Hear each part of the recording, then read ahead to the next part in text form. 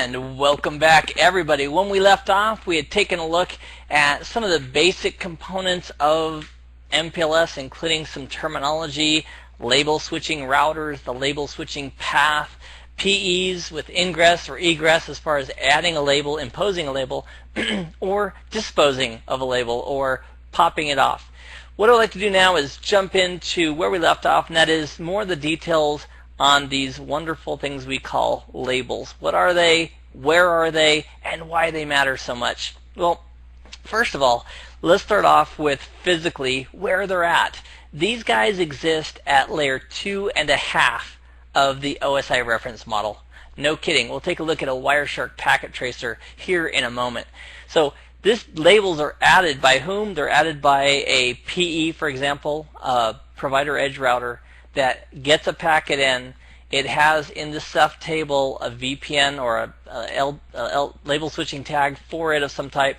It imposes that and then forwards it on to the neighbor using the tag that the neighbor advertised to it to get to that destination. So labels are 2.5 of the OSI reference model. As you already know, every single router is going to generate a local label for a route, and they're also going to share it with others using a wonderful protocol called LDP, or a label distribution protocol. There's also a thing called an FEC, a forward equivalence class. We'll cover more of the details of why that matters when we get to traffic engineering. But basically, if I have two packets that are both going to the same destination, they're both going the same path through the network, they can be considered to be part of the same forward equivalency class. So two packets, same destination, are probably going to take the same path or the same identified path through the network. And that's all an FEC is about. So let's take a look at the details of these labels. They are 32 bits in length. So where does that go? It goes squarely between layer 2 and layer 3. 20 of those bits are the actual label itself. The reserved labels are 0 through 15. A label of 3, for example, with LDP is a implicit null, and anybody who receives an implicit null label is going to say, oh, you want me to basically pop off that label before I hand it to you, which we'll be happy to go ahead and do. So the 20 bits is the label itself, just a number, 0 through some high number. I don't know what the upper range is, but there's enough to support all the routes that are in the world today. And then there's also 3 bits for traffic engineering. These are called the EXP bits. I think originally they were called experimental bits because when they first developed it, they weren't sure how they were going to be used. Thank heavens they tucked 3 bits away that we can use for traffic engineering. And then there's 1 bit to specify that the label is the bottom label, the last one. Now, that implies that there might be more than 1 label, and that's absolutely a great observation. So if we have, for example, traffic that is going through an MPLS network, we might have 1 label based on the actual destination, but we might have a label above that based on the path that we're going to take through the network.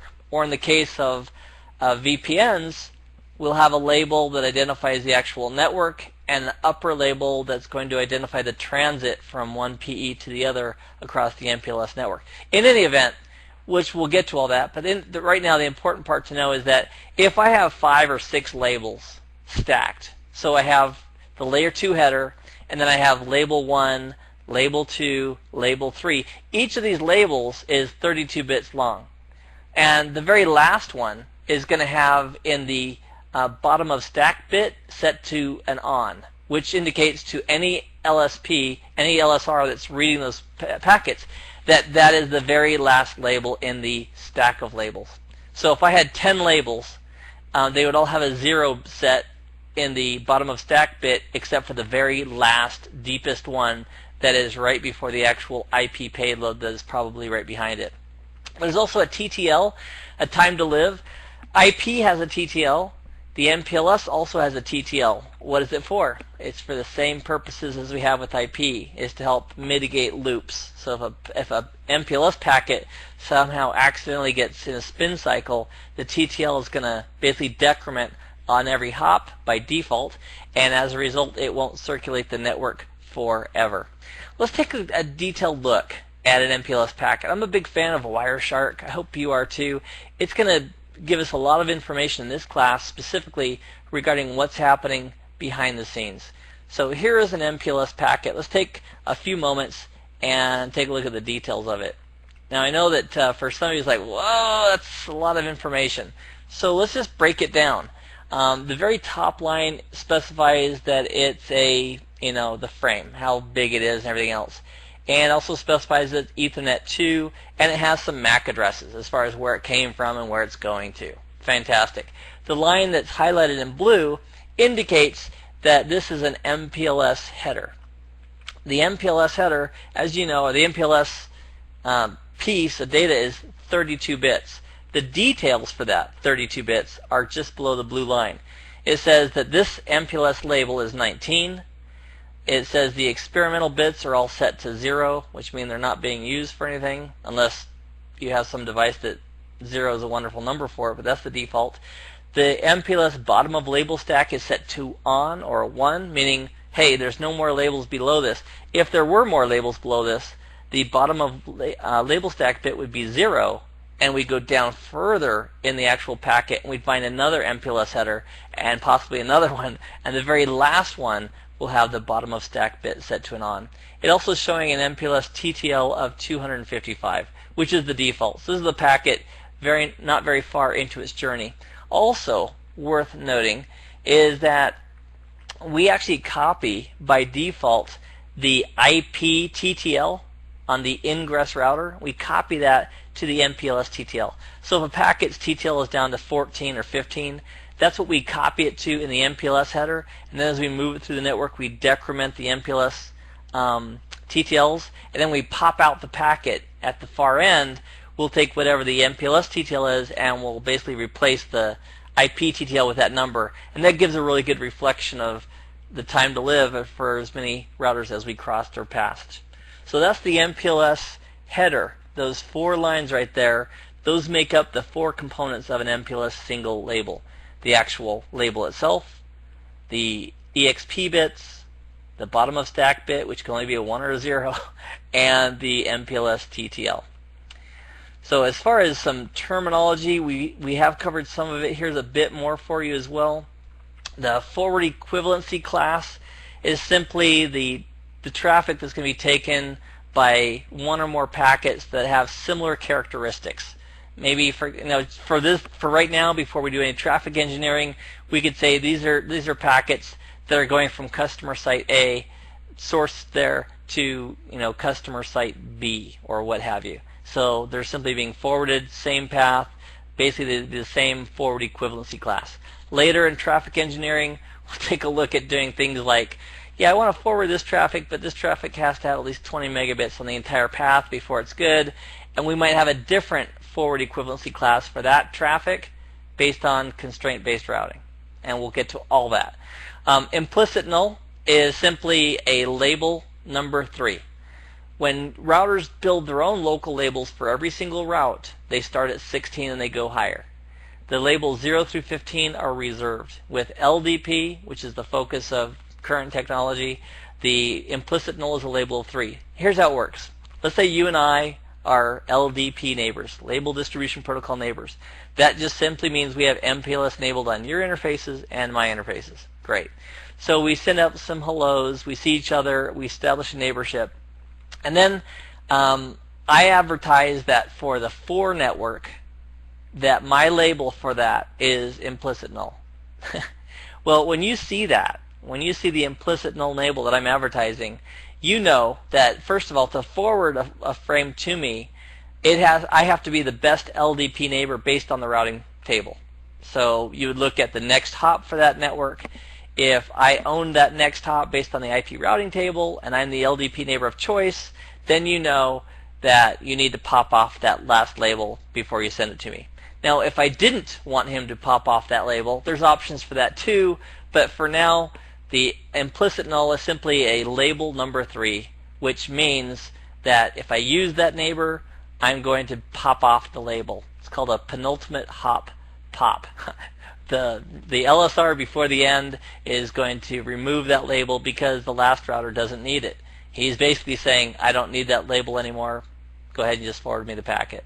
All right, the implicit null is covered, and the penultimate hop popping is covered as well. So let's take a look at the topology. Let me go ahead and bring up a share, and we'll take a look at that together. I think that'll be a good example of resources. And let me go to my computer screen, and let's pick this guy right here.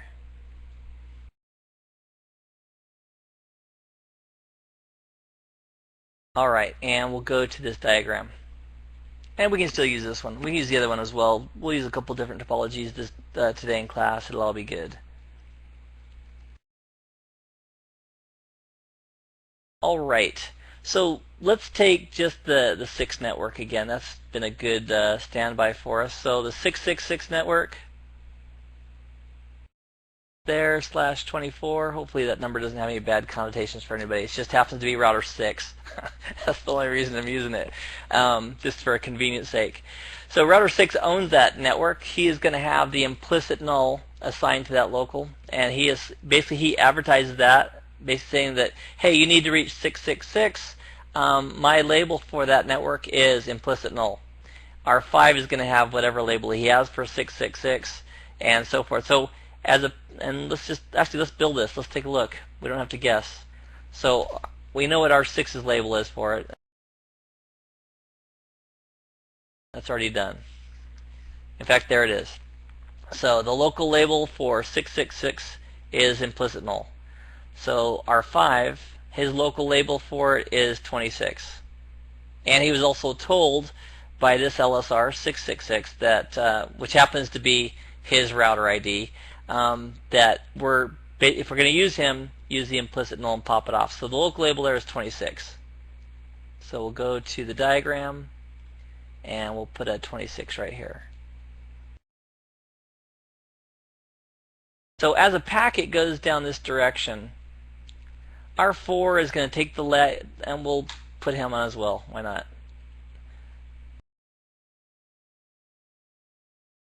Oh, and that's 5. Let's see if we have one for 6. There we go. Okay, I just looked at the Ceph table. A little cheating there, but it works great. The local tag on our 4 is 22, and the tag it's going to impose is 26. So if we go back, so 22 and 26. So if we go back to the drawing, his local label is 22. And he's going to impose 26 because for transit traffic, this LDP neighbor owns the next hop from a routing perspective, and that's the direction we're going to forward it. So here's how it would work. R3 is going to impose label 22 on that packet, and we can verify that on R3 as well. We should do that. So we'll go to R3, and on R3, there it is. Okay, so R3 is going to impose label 22 because that's what he learned from R4. And back at the diagram. So he's going to impose label 22. R4 is going to pop off label 22, push on label 26, forward it to R5, and R5, because he received the implicit null, he is going to pop off the label, but there's only one at this point, and then forward it to R6. And that way R6 doesn't have to actually get a labeled packet, read the label, look in the Ceph, say, oh, it's me, and then do an IP route lookup as well. It can simply deal with one less label. And that's the PHP, the penultimate hop popping. Fantastic, fantastic stuff. All right, so let's see what else is next. So to push or not to push, that is the question. We learned in kindergarten that it's not nice to push people. You could also learn that in your adult life if you haven't learned that lesson earlier. As far as pushing a label, it's all based on the Ceph table. A router, as it looks at the Ceph table for a given destination, if there is a label associated with that destination, with the next, an LSR neighbor who's advertised a label for it, we're going to push a label onto it. If we have a packet, whether it's a labeled packet or not, and we don't have an exit label for it, but we do have an IP next hop, we're going to pull off the label and forward it. So if the label is present in the Ceph table, we're going to do label switching on the packet, and that's how it operates. Last bullet here, very important to note. let's say that we have an LSR router. Let's pick this guy right here. Let's pick R4. And let's say that R4 receives a labeled packet. So the packet comes in, it says it's labeled 22.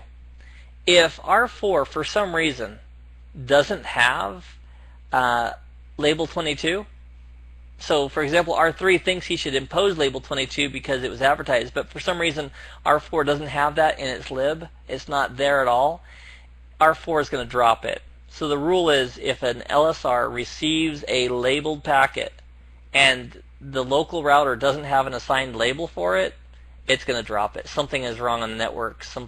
Maybe it was a quick convergence change or something else, but that's what happens if a labeled packet is received, but there's no local label on the router. It's like, I don't know what to do with this. I mean, he could do an IP lookup on it. I'll just throw away this label and do an IP lookup and forward it. But the rule is, if you receive a labeled packet and you don't have a label for it, a local label in your lib, go ahead and drop it. Something is amiss. So it's kind of like a fail-safe for something that's happening poorly in the network.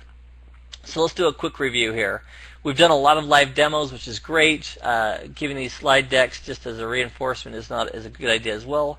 So here's the RIB, the routing information base, and the Ceph table for a specific network, 192.168.3.4. From the top entry, we can see it's learned via ISIS.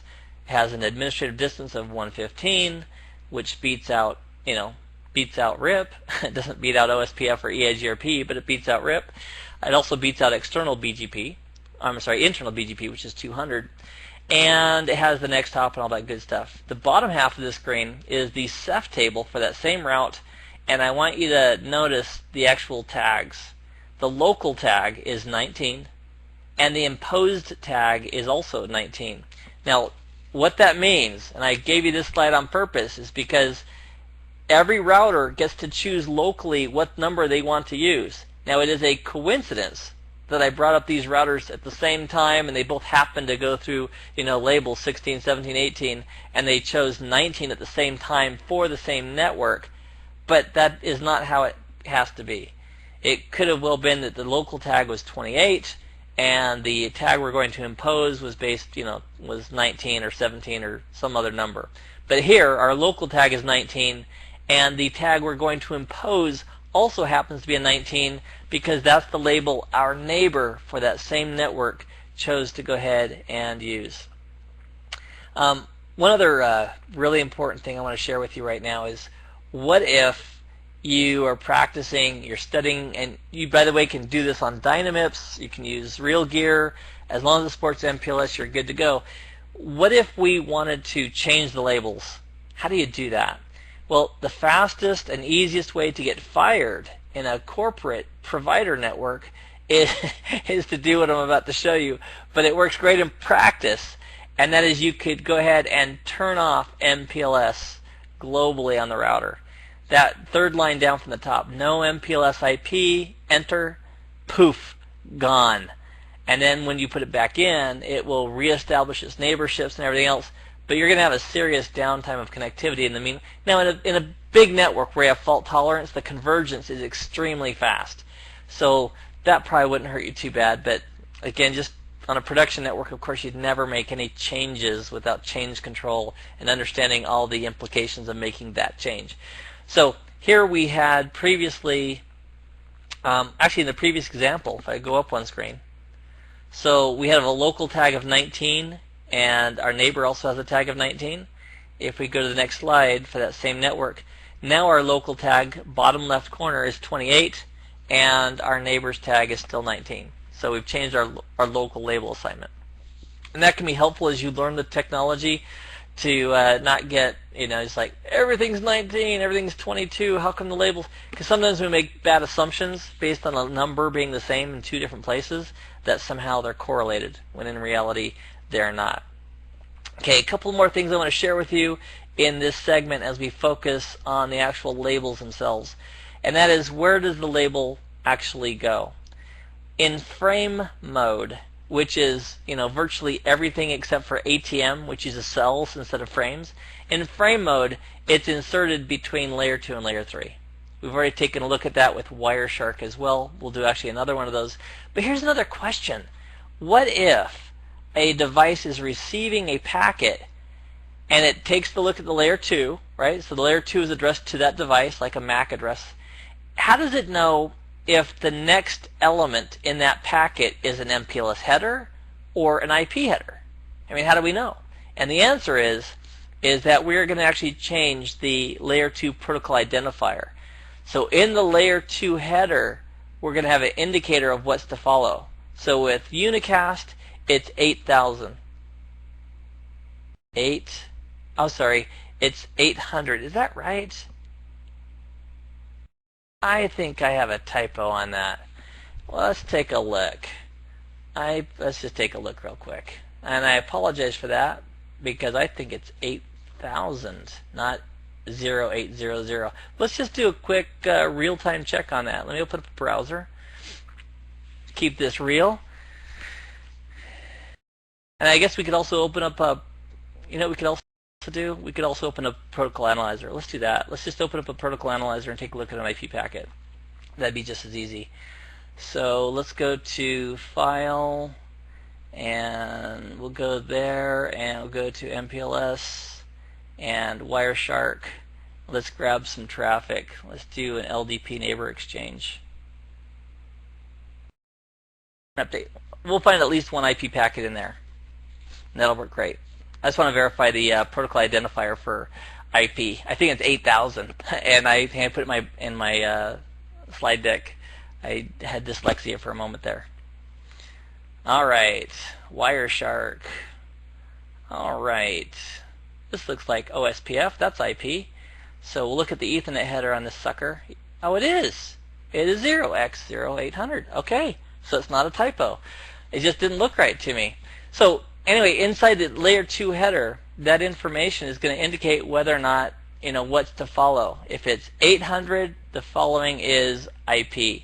If we go back to my slide deck, I'm going to close Wireshark here, say thank you for that. If we go back here, if we're dealing with a MPLS header following the layer 2, it would be identified with the hexadecimal 8847. And if it was multicast hiding behind the MPLS header, our multicast would be 8848 following the layer 2 header. So that's how we could identify that. With cell mode, if you have ATM switches that are acting as LSRs, they actually use the fields of the ATM header are used as a label, the VPI, VCI information, which is a whole nother world all into itself. All right, let's take a look with Protocol Analyzer at MPLS header. We could have done it while it was open. Here's a slide shot. It does the same thing. This is a little bit bigger font. That's all good. And here we have 8847, which indicates that we have labeled IP unicast traffic as opposed to labeled IP multicast traffic coming up behind it. So right after this header, this protocol ID, we have our MPLS. There's the MPLS label of 19. The experimental bits are set to 0, bottom of stack set to 1, meaning there's no labels below this, and that's it. All right, that was a good little segment. I appreciate your participation in all of that. When we return, we'll take a look at stacks, specifically referring to MPLS stacks, meaning you have more than just one label inside between your normal layer 2 and layer 3. We can actually put several. We'll cover that and more when we return.